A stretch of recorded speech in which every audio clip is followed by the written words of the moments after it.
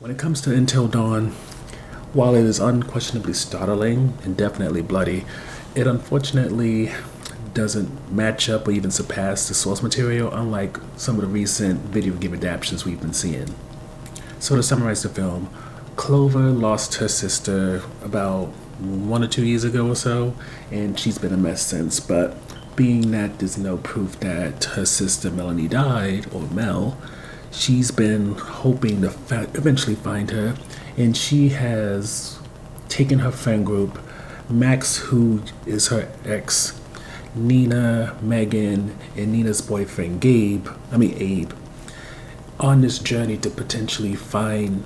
her sister. And whilst Nina and the rest kind of see this more as a potential means of helping Clover move on,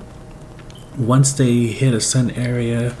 they find a man named Dr. Alan Hill who gives Clover some kind of hope, but really what he does is set a trap that leads him to a worst case scenario Groundhog Day situation where either they have to figure out a way to survive until dawn, or else they'll be trapped in a nightmare forever. So when it comes to the review section, the highlight unquestionably is the creep factor here, because if you're someone like me who enjoys horror movies but at the same time is rather jumpy and skittish, this is the type of movie where every now and then once the music hits a certain note or it starts to get a little too quiet, you're going to find yourself putting your head down because you know something's coming, or else look a little bit off to the side. And I would even say, if you're someone who also likes a bit of violence, of the Saw variety or more gruesome films,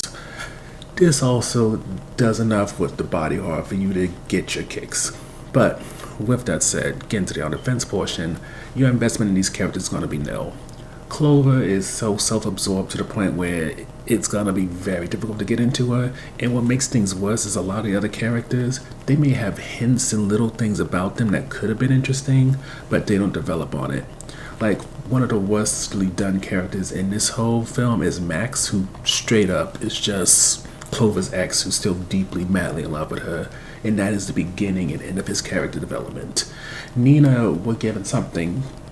in terms of her being a serial monogamous, but beyond that, we don't really learn anything about her. And even the connection with Abe, why Abe is someone who could potentially be different outside of him being a psych major, we don't know. And in some ways, him being a psych major, Megan being someone who may have psychic abilities or provocation or whatever, it's just little things so that you can get a little bit of a taste that they could have done something more with them, really like dug into why is he a psych major? Does Megan with this whole psychic abilities thing, is that something that's been hereditary or whatever? It's things that, are seen to be potentially in service to the film, probably mostly toward Clover, but as an individual, it doesn't really push you to care who lives or dies. And like we say with any horror movie, if you don't care who lives or dies, then that means all these characters are is just fodder for violent things happening to them. And as much as horror movies are about, at least for me, violence, getting scared in a safe environment, I still feel like the people on the screen should matter to me much more than how the villain, whoever it is or what it is, ends up killing them. But perhaps the main issue here is, if you played anything in an Until Dawn franchise, or in my case, watched a lot of it through streaming people like the Rad Brad, you get a sense that when it comes to the story, when it comes to the motion capture performances, it's something good. It's perhaps one of the best franchises that PlayStation has. So when it comes to Until Dawn, especially after The Last of Us and other productions that have been adapted from video games, you may have thought that, oh, this is going to be something good. This is going to kind of keep the momentum going, but that's not the case here. Until Dawn feels much more like a cash grab off a franchise that has been kind of fading in the zeitgeist, rather than trying to revive it and show people why it was such a popular, if not a greatest hit amongst the PlayStation collection. And that's why, overall,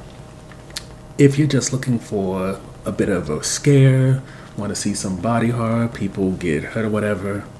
safe environment in a legal way, then